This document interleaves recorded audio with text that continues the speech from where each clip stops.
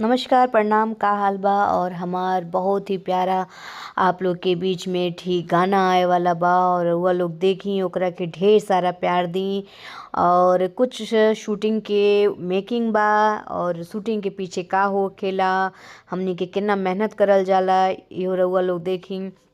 और गर्मी के महीना रहल, बड़ी पसीना होत रहल और इ गाना एकदम धमाल मचा दी। आप लोग एकरा के इतना प्यार दी, इतना प्यार दी, काहे कि इ गाना बड़ी मेहनत भइल रहल इ गाने में। काहे कि गर्मी के महीना रहल, एकदम गर्मी से पसीना निकलत रहल।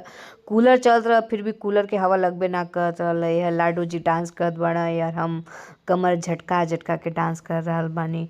और हमरा के लगत रहल कि बस फटाक से जल्दी से गाना हो जाए, काहे कि गर्मी इतना तेज लगत रहल, बड़ी मेहनत करे के पड़ेला।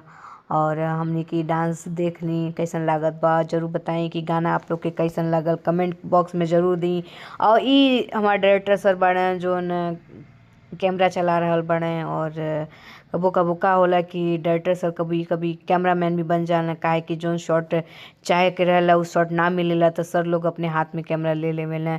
और हाँ, आप लोग के तो बतावल हम भूल गईली कि इ कौन चैनल पे इ गाना आए वाला बा। तो इ गाना आए वाला बा 3R म्यूजिक के चैनल हवे। सब्सक्राइब एकरा करी, ढेर सारा प्यार दी।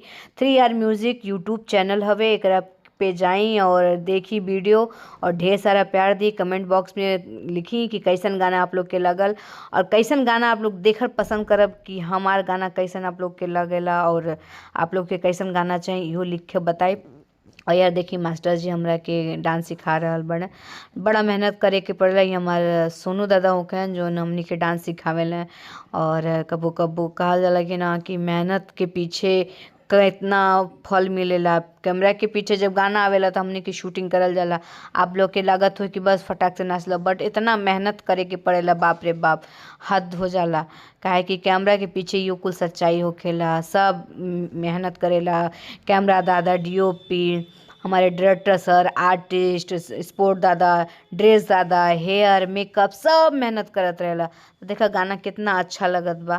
तो रउआ लोग इ गाना के ढेर सारा प्यार दी। और कल 19 तारीख के आप लोग के बीच में इ गाना रिलीज हो जाई सुबेरे 6 बजे।